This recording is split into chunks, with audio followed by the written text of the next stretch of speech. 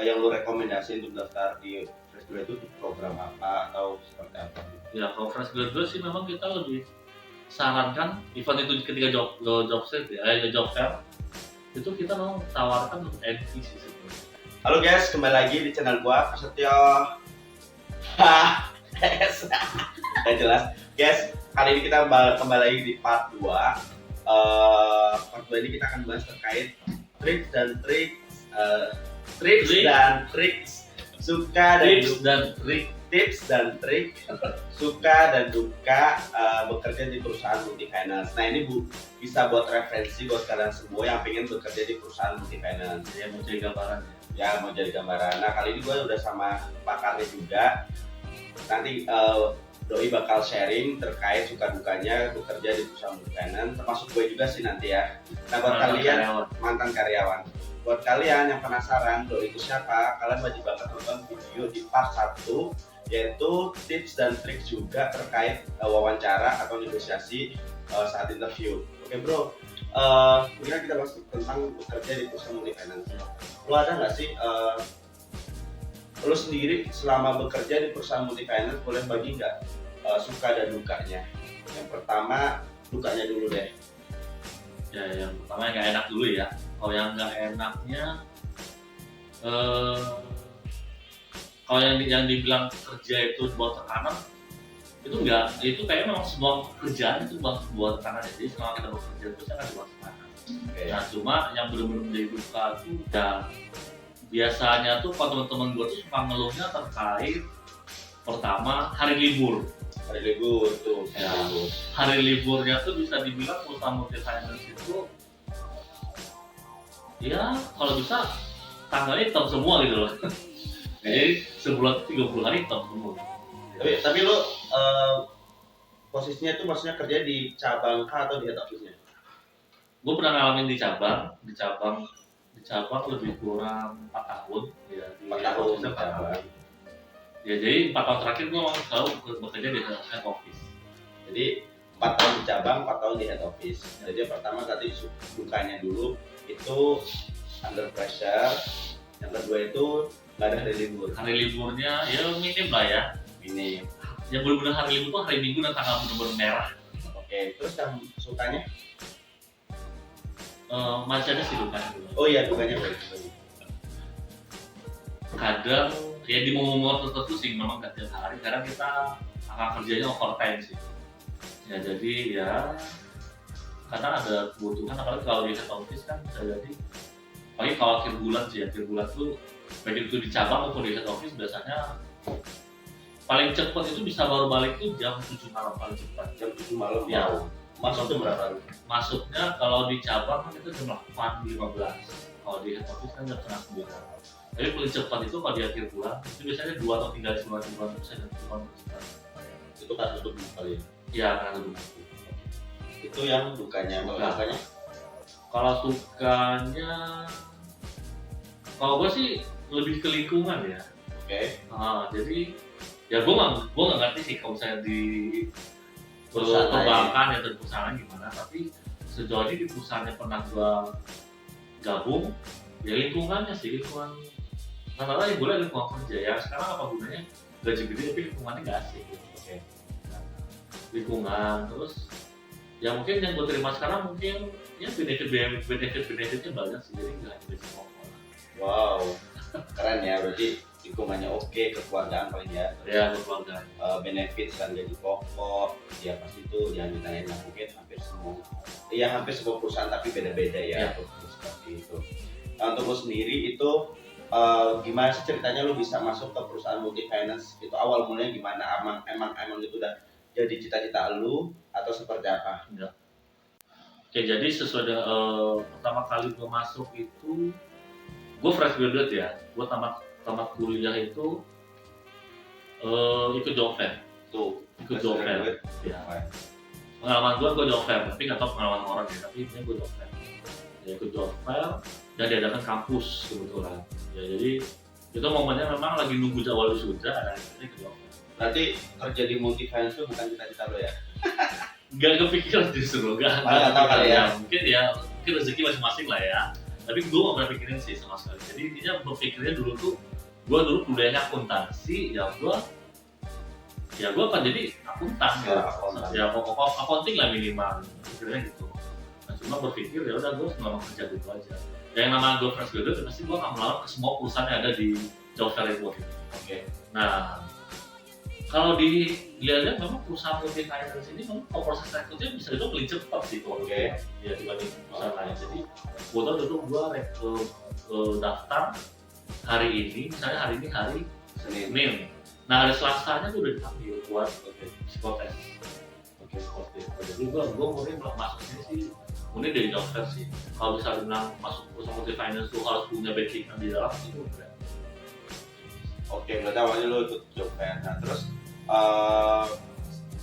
alasan menurut lo apa sih yang bisa jadi alasan kenapa lo bisa diterima di perusahaan itu?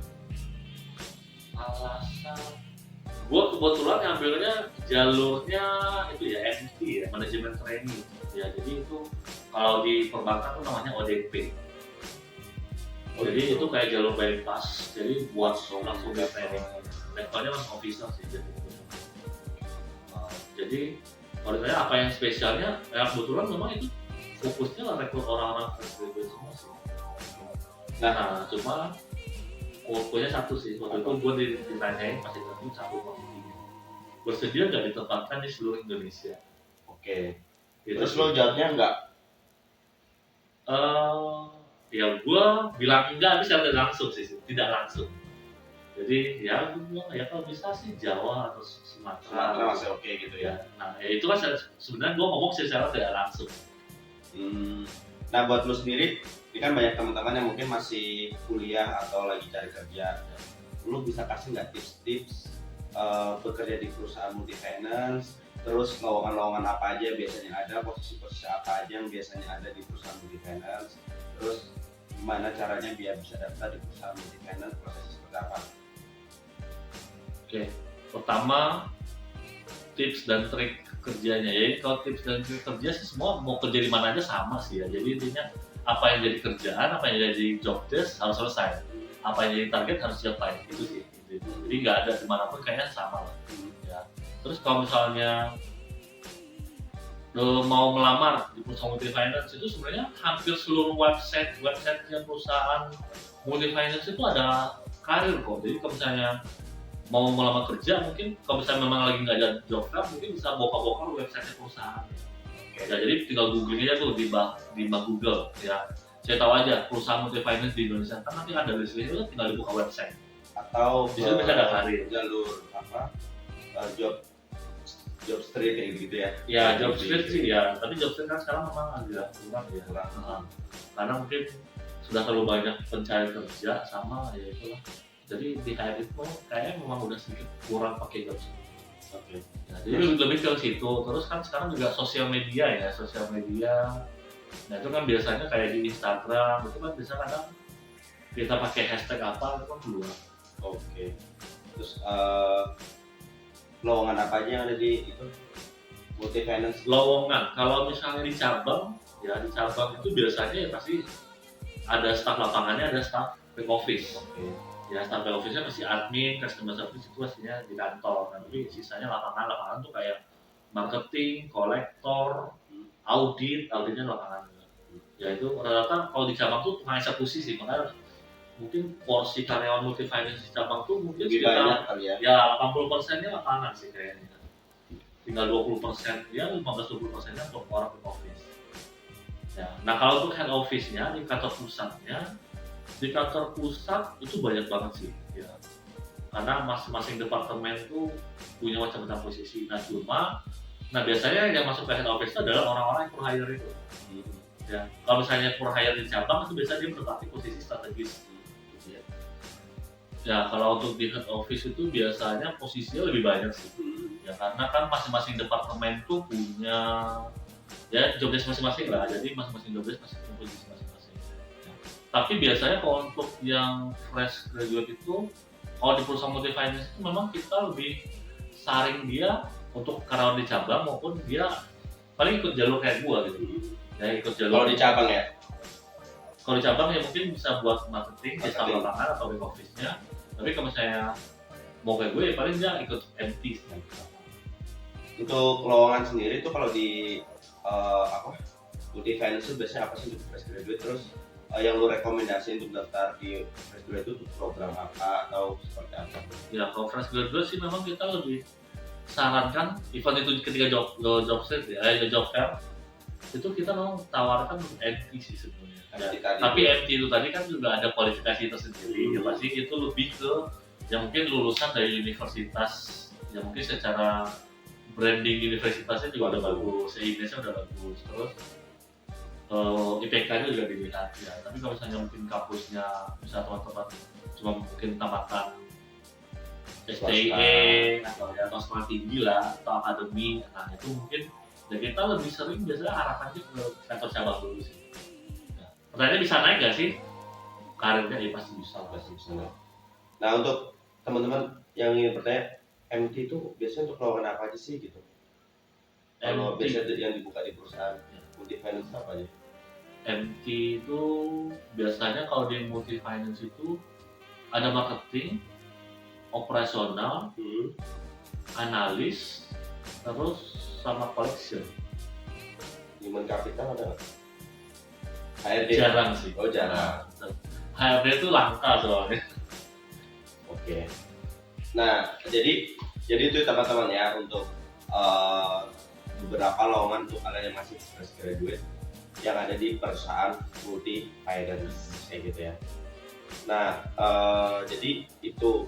Nah menurut lu sendiri kan dulu backgroundnya accounting, dan sekarang lu jadi seorang marketing apa HRD ya, HRD gitu. Nah lu gimana sih perasaan lu, maksudnya lu ada nggak tantangan atau itu menjadi hambatan buat lu? Terus gimana tips lu biar yang notabene lu seorang kuliah di bidang accounting bisa menjalanin di pekerjaannya memang 180 derajat atau 360 derajat itu berbeda dengan pendidikan lu? 360 derajat kembali lagi dong. Ya apa menurut lu? Ya intinya kemauan lah ya. Kalau gue kemarin tuh juga awalnya gue juga nggak expect jadi seorang HRD.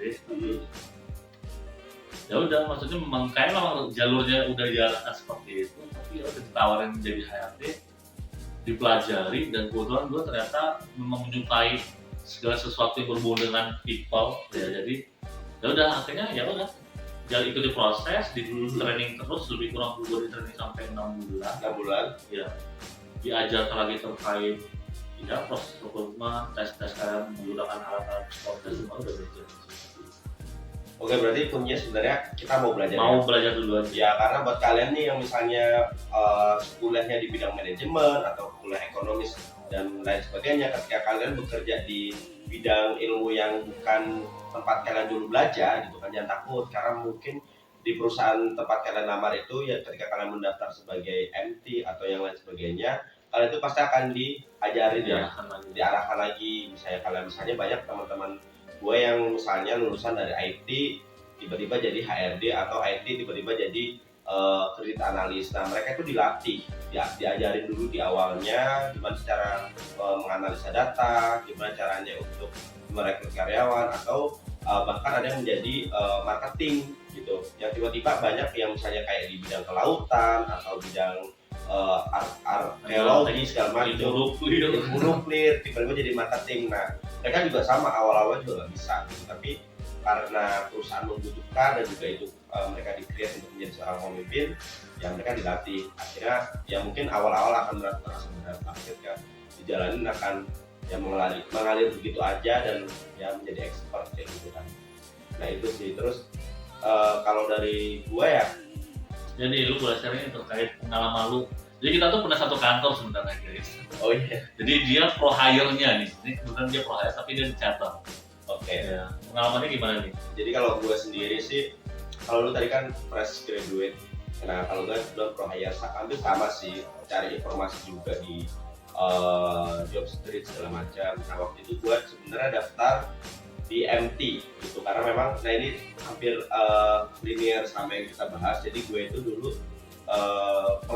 pengalaman gue itu malah di bidang engineering gitu, tapi karena gue kuliah di bidang ekonomi manajemen gitu, jadi gue kepengen ngerasain gimana caranya menjadi seorang marketing gitu. Akhirnya gue daftar lah sebagai marketing. Ya waktu itu gue jalurnya adalah MT, ya biasalah biar gue bisa diajarin dulu. Tapi ternyata pada saat gue apply, gue langsung di hire, ditawarin menjadi seorang supervisor gitu.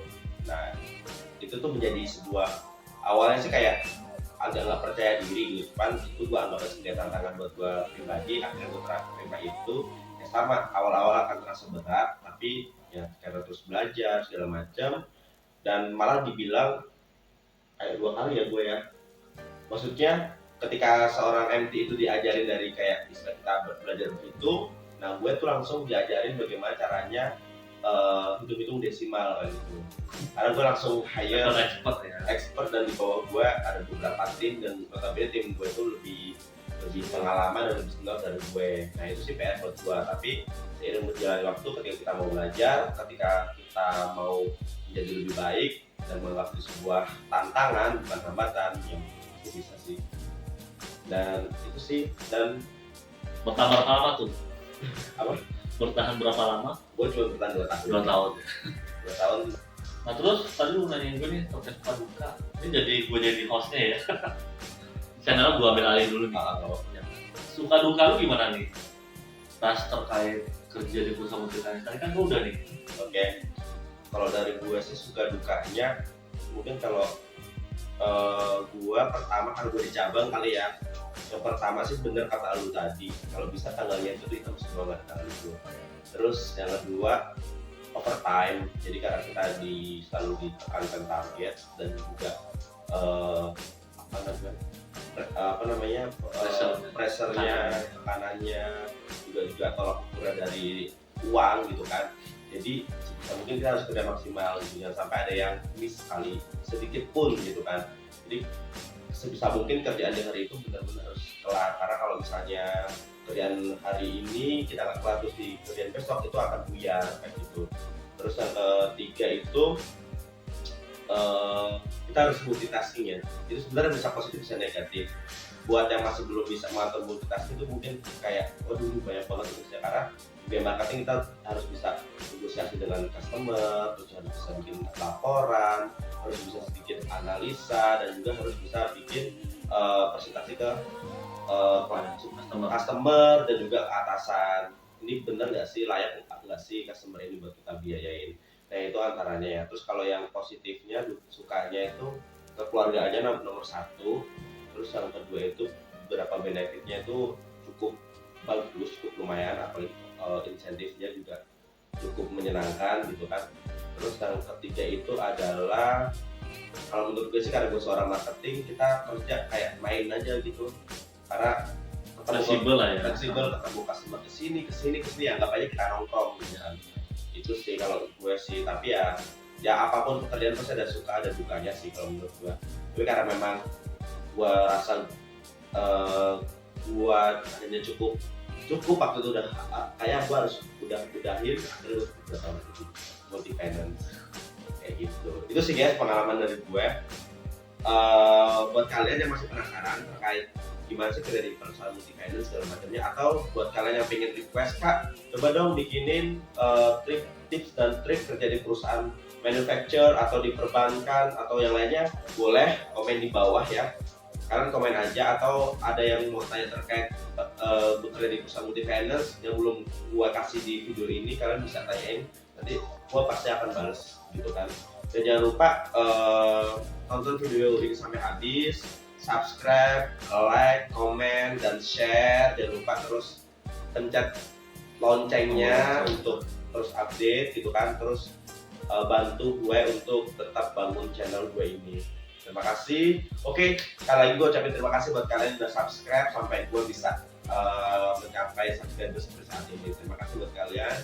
Assalamualaikum warahmatullahi wabarakatuh. Ya.